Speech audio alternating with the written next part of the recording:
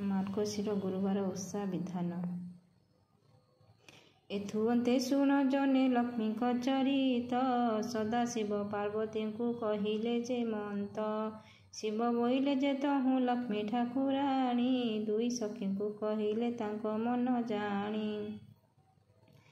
ଯେମନ୍ତ ଆଦେଶ ଦେଲେ ଜଗତ ଜନନୀ, ଚଳନ୍ତି ଯଦି ମାନିବେ ସେହି କଥା ମାନି। ଅନନ୍ତ ସୁଖ ସମ୍ପଦେ ଭରିବ ତା ଘର, ଧନ ଜନେ ଲକ୍ଷ୍ମୀ ବ୍ରତ ହେବ ସେହି ନର। ଏହିପରି ମହାଲକ୍ଷ୍ମୀ ବୁଝାଇ କହିଲେ, ଶୁଣ ଦୁଇ ସଖୀ ହୃଦେ ସନ୍ତୋଷ ଲଭିଲେ। ଭାବିଲେ ପ୍ରକୃତ କେହି ରହେ ଅନାଚାରେ, କେଉଁ ଦେବା ଦେବୀ ହେବେ ପ୍ରସନ୍ନତା ଠାରେ। ପାର୍ବତୀ ଲଭିଲେ ମନେ ପରମ ସନ୍ତୋଷ, ବୋଇଲେ ଶ୍ରୀଲକ୍ଷ୍ମୀ କଥା କୁହ ଆଶୁତୋଷ। ଯେତେ ଶୁଣିଅଛି ତାହା ଅଳପ ମଣୁଛି, କୋଟି ବର୍ଣ୍ଣ ହୁଅନ୍ତା ଯେବେ ତୃପ୍ତ ପାନ୍ତି କିଛି। ଆବର କହିବା ଲକ୍ଷ୍ମୀ ବ୍ରତ ଓଷା ମାନ, ତହିଁ ମଧ୍ୟ ଯେଉଁ ଗୋଟିଏ ଅଟଇ ପ୍ରଧାନ।